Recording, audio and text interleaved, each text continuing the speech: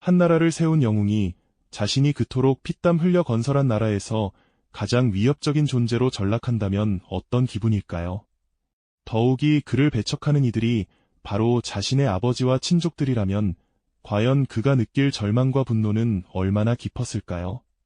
오늘은 위대한 왕으로 기억되는 인물, 태종 이방원이 어째서 친형제들과 피비린내 나는 권력 다툼을 시작할 수밖에 없었는지, 그 비극적인 서막의 뒤편에 숨겨진 인간적인 고뇌와 정치적 필연성을 함께 들여다보고자 합니다.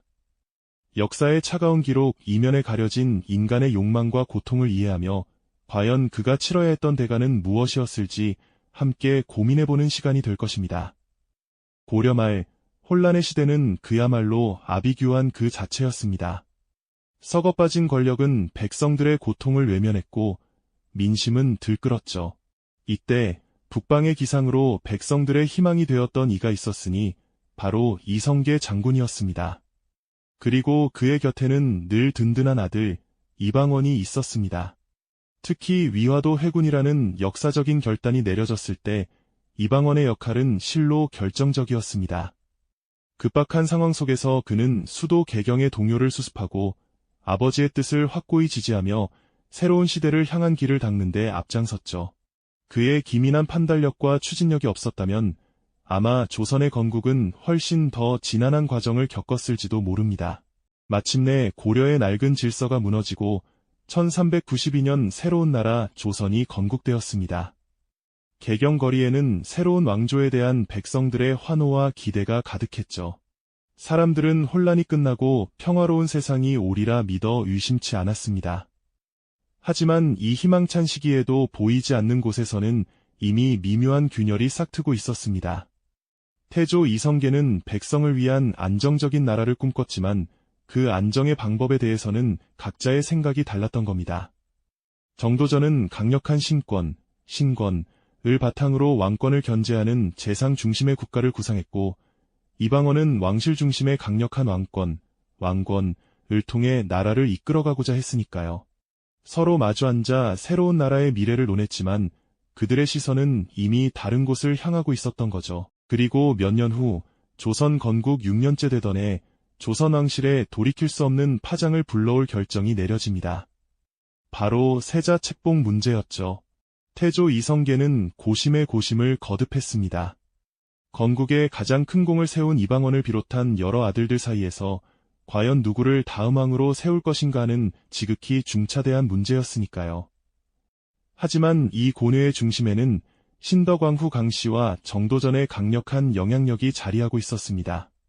신덕왕후는 자신의 어린 아들들을 세자로 만들고자 했고 정도전은 왕권 강화를 주장하는 이방원을 견제하고 재상 중심의 국가를 만들기 위해 자신의 뜻에 따를 어린 왕자를 세자로 세우려 했죠. 결국 모두의 예상을 뒤엎고 가장 어린 이방석이 세자로 책봉되는 충격적인 결정이 내려졌습니다. 이 소식을 들은 이방원의 얼굴은 아마 돌처럼 굳어졌을 겁니다. 그는 조선 건국의 피와 땀을 함께 흘렸던 핵심 주역이었지만 정작 새로운 왕조의 미래를 이끌어갈 자리에서는 배제된 것이나 다름없었으니까요. 깊은 좌절감과 함께 배신감이 그의 마음을 덮쳤을 겁니다. 그런데 여기서 끝이 아니었습니다. 세자 책봉 이후 정도전은 왕권 견제를 더욱 강화하고 신권 중심의 나라를 만들기 위해 본격적으로 움직이기 시작했습니다.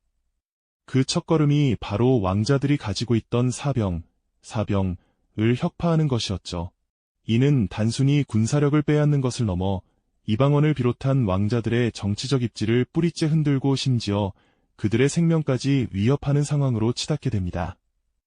밤늦도록 등불 아래 앉아 고뇌하던 이방원의 눈빛에는 이제 단순한 분노를 넘어선 위기감과 고립감이 짙게 드리워지기 시작했습니다. 밤늦도록 등불 아래 앉아 고뇌하던 이방원의 눈빛에는 이제 단순한 분노를 넘어선 위기감과 고립감이 짙게 드리워지기 시작했습니다. 그가 느꼈던 불안감은 현실이 되기 시작했죠. 정도전은 단순히 왕자들의 사병을 혁파하는 것에 만족하지 않았습니다. 그는 재상 중심의 이상적인 국가를 완성하기 위해서는 왕권의 뿌리 자체를 약화시켜야 한다고 믿었으니까요. 정도전은 이제 더 나아가 명나라의 요동지방을 정벌하려는 대규모 군사계획을 추진했고, 이 과정에서 자신의 뜻에 반대하는 이방원 세력을 완전히 제거하려 했습니다. 마치 거대한 폭풍이 몰려오는 것처럼 이방원을 향한 위협은 점점 더 거세게 그리고 구체적으로 다가오기 시작한 겁니다. 이방원은 이제 더 이상 물러설 곳이 없었습니다. 내가 살기 위해서는, 그리고 내가 지키고자 하는 조선을 위해서는 먼저 움직여야 한다. 그는 이렇게 판단할 수밖에 없었죠. 사랑하는 가족, 심지어 형제들에게 칼을 겨누는 비극적인 선택이었습니다만 그에게는 생존을 위한 유일한 길이었습니다. 권력이라는 이름 아래 생과 사의 기로에 선 이방원은 어둠 속에서 신복들을 불러 모았습니다. 이숙번, 하륜 같은 핵심 인물들과 함께 그는 은밀하게 거사의 깃발을 올릴 준비를 시작했죠. 밤마다 병사들은 몰래 무기를 갈고 궁궐 안팎으로는 비장한 긴장감이 감돌기 시작했습니다. 아무도 모르게, 그러나 매우 치밀하게 피바람이 불어닥칠 밤을 준비하고 있었던 겁니다. 마침내 고요하던 한밤중 궁궐은 피로 물든 아수라장으로 변하고 말았습니다. 제1차 왕자의 난이라 불리는 비극적인 사건의 서막이 오른 것이죠.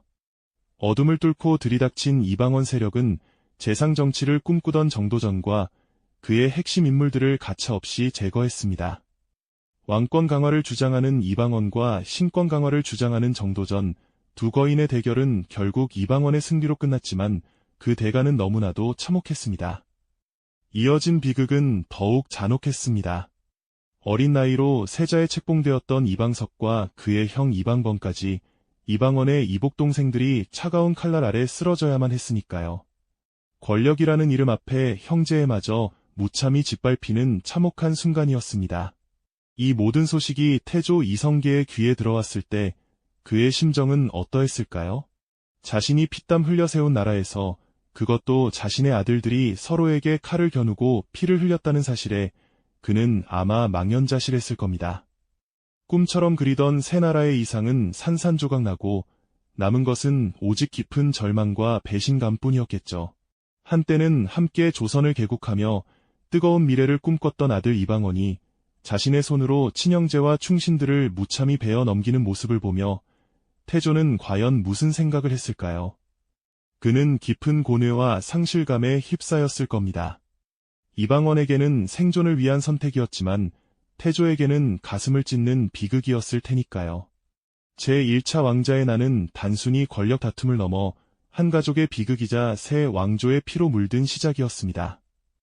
권력을 쟁취하기 위한 이방원의 절박한 몸부림은 이제 돌이킬 수 없는 피해 기록을 남기게 된 것이죠. 핏빛으로 물들었던 그 밤이 지나고 궁궐에는 싸늘한 정적만이 감돌았을 겁니다. 이방원은 자신의 손으로 직접 피를 묻히며 권력의 정점으로 향하는 길을 열었지만 그가 얻은 것은 과연 무엇이었을까요?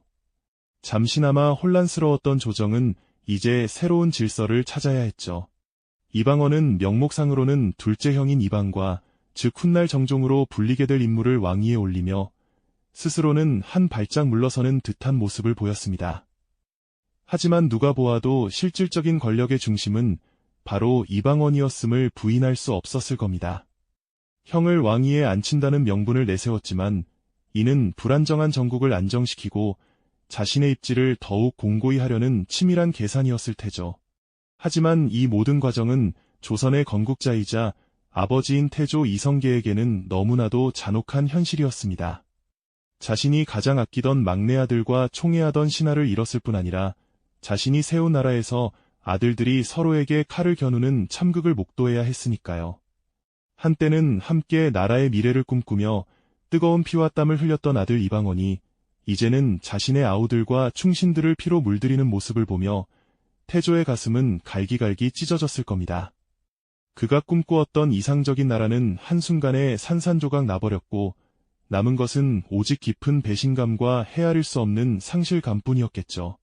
태조는 이방원에게서 왕위를 물려받는다는 상징적인 절차를 통해 모든 권력을 넘겨주어야 했지만 그의 마음속에는 아들에 대한 분노와 실망감이 깊게 뿌리내렸습니다. 결국 태조 이성계는 아들 이방원의 손에 모든 것을 맡긴 채 쓸쓸히 궁궐을 떠나는 길을 택합니다. 그 위대한 개국 군주가 자신이 세운 궁궐을 뒤로하고 향한 곳은 바로 고향인 함흥이었습니다. 임금의 자리를 내려놓고 고향으로 돌아가는 그의 뒷모습에서는 이루 말할 수 없는 비애와 허무함이 느껴지지 않았을까요? 그에게 궁궐은 더 이상 희망과 꿈이 서린 곳이 아니었을 겁니다. 오직 피로 얼룩진 아픔과 배신만이 가득한 공간이었겠죠. 한편 권력의 정점에 선 이방원의 마음은 과연 편안했을까요? 왕좌에 앉아있기는 하지만 그의 표정에서는 승리자의 환희보다는 깊은 고뇌와 고독이 엿보였을 겁니다. 궁궐 곳곳에는 여전히 그날 밤의 피냄새가 희미하게 남아있는 듯했을 테고 텅 비어버린 듯한 연회장은 승리 이후의 공허함을 더욱 부각했을 겁니다. 이방원은 권력을 쟁취했지만 그 대가는 너무나도 혹독했습니다. 가족 간의 비극적인 상처와 아버지와의 깊어진 골은 평생 지울 수 없는 흉터로 남았을 테니까요. 그가 얻은 왕권은 피로 얼룩진 것이었으며 그 무게는 상상 이상이었을 겁니다. 권력의 달콤함 뒤에는 이처럼 씁쓸하고 고독한 그림자가 드리워져 있었습니다. 제1차 왕자의 난은 단순히 왕위를 둘러싼 다툼이 아니었습니다. 그것은 인간의 욕망이 어디까지 치달을 수 있는지, 그리고 그 과정에서 무엇을 잃고 무엇을 얻게 되는지에 대한 잔혹한 물음이었죠. 이방원의 절박한 선택은 결국 그에게 막대한 힘을 가져다 주었지만 동시에 그의 영혼에는 깊은 상흔을 새겨 넣었습니다. 이제 그는 피로 얼룩진 왕관을 쓰고 그 무게를 홀로 감당해야 하는 숙명을 마주하게 된 것입니다. 제1차 왕자의 난, 그 피비린내 나는 밤이 지나고 궁궐에는 묘한 정적이 감돌았을 겁니다.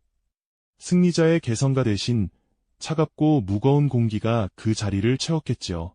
이방원은 실질적인 권력을 손에 넣었지만 그는 곧바로 왕좌에 오르지 않았습니다. 대신 자신의 형인 이방과 즉 정종을 임시로 왕위에 앉히는 선택을 했죠. 이는 혼란스러운 정국을 수습하고 자신의 거사에 대한 명불론적 비판을 잠재우기 위한 고도의 정치적 계산이자 한 발 물러선 듯 보였던 그의 치밀한 전략이었을 겁니다. 하지만 이러한 형식적인 절차 뒤에는 피로 얼룩진 권력의 그림자가 그 어느 때보다도 짙게 드리워져 있었으니 그 무게는 상상 이상이었을 겁니다. 그렇다면 조선의 태조 이성계의 마음은 과연 어떠했을까요? 자신이 피땀 흘려 세운 나라의 왕실이 친자식들의 칼부림으로 얼룩졌으니 그 절망감은 이루 말할 수 없었을 겁니다. 사랑하는 아들들을 잃고 믿었던 자식에게 배신당했다는 깊은 상처는 그의 영혼을 찢어 놓았을 테죠. 이성계는 아들의 잔혹한 행동에 분노를 주체하지 못하고 이방원에게 등을 돌렸습니다. 결국 왕의 자리에서 물러나 궁궐을 떠나버렸죠. 한때 위험 가득했던 그의 쓸쓸한 뒷모습은 권력의 무상함과 더불어 부자지간에 깊어진 골이 이제 도저히 메울 수 없는 거대한 균열이 되고 말았음을 여실히 보여주는 듯했습니다. 이방원 역시 승리자라기보다는 깊은 상흔을 입은 사람이었을 겁니다. 권력을 쟁취했다는 환희는 어쩌면 잠시 스쳐 지나가는 안개와 같았을까요? 형제들을 죽이고 아버지를 등지게 만든 그 모든 비극의 무게가 그의 어깨를 짓눌렀을 테니까요. 밤늦도록 홀로 앉아 등불 아래 고뇌하는 그의 모습에서는 왕관의 화려함 뒤에 숨겨진 고독과 번민, 그리고 끊임없이 자신을 옥죄는 죄책감이 여실히 느껴졌을 겁니다. 궁궐 바닥에 희미하게 남아있는 핏자국은 그날 밤의 참혹함을 잊지 못하게 하는 듯했고 텅 비어버린 듯한 연회장은 승리 이후의 공허함을 더욱 부각시키는 듯했죠. 이방원은 피로 얼룩진 왕관을 썼지만 그 왕관은 영원히 지워지지 않을 죄책감과 고독이라는 무거운 대가를 그에게 치르게 했습니다. 제1차 왕자의 난은 단순히 왕위를 둘러싼 다툼을 넘어 인간의 욕망이 어디까지 치달을 수 있는지, 그리고 그 과정에서 무엇을 잃고 무엇을 얻게 되는지에 대한 잔혹한 질문을 우리에게 던졌습니다. 이방원의 절박하고도 냉혹했던 선택은 그에게 막대한 힘을 가져다 주었지만 동시에 그의 영혼에는 깊은 상흔을 새겨 넣었죠. 그는 이제 피로 얼룩진 왕관을 쓰고 그 무게를 홀로 감당해야 하는 숙명을 마주하게 된 것입니다. 이처럼 한 개인의 비극은 한 시대의 흐름을 바꾸는 거대한 파도가 되었던 것이죠. 사랑하는 이들을 잃고 아버지와의 관계마저 파탄나게 만든 이방원의 이야기는 오늘날 우리에게 과연 어떤 의미심장한 메시지를 전해줄까요? 그의 삶은 단순히 과거의 비극적인 권력 투쟁을 넘어 한 나라의 운명과 개인의 삶이 교차하는 지점에서 발생하는 인간의 욕망, 선택, 그리고 그 대가가 얼마나 큰지를 보여주는 거울과 같다고 할 수 있습니다. 오늘날에도 우리는 끊임없이 더 많은 것을 소유하고 더 높은 곳에 오르려 했으며, 때로는 그 과정에서 사랑이나 양심과 같은 소중한 가치들을 잃어버리곤 하죠. 이방원의 이야기는 이러한 권력 다툼의 본질과 인간 본연의 모습을 성찰하게 하는 깊은 울림을 줍니다. 과연 무엇이 진정한 승리이며 무엇이 진정한 가치일까요? 결국 이방원은 권력을 쟁취했습니다. 하지만 그의 마음속에는 영원히 지워지지 않을 피해 기록과 깊은 고독이 자리 잡았을 겁니다. 권력의 굴레는 이토록 씁쓸하고 무거운 것이었죠. 그는 과연 이 피로 얼룩진 왕관을 쓰고 어떤 새로운 시련과 마주하게 될까요? 진정한 왕이 되기 위한 그의 여정은 이제 막 시작되었을 뿐입니다. 그가 마주할 다음 역사의 페이지는 과연 어떤 피와 눈물로 채워질지, 또한 어떤 새로운 갈등과 난관이 그를 기다리고 있을지 우리는 다음 이야기에서 더 깊이 들여다볼 수 있을 겁니다. 이 영상이 도움이 되셨다면 좋아요와 구독 부탁드립니다. 여러분의 응원이 제게 큰 힘이 됩니다. 다음 영상에서도 더 유용한 정보를 공유하겠습니다. 감사합니다.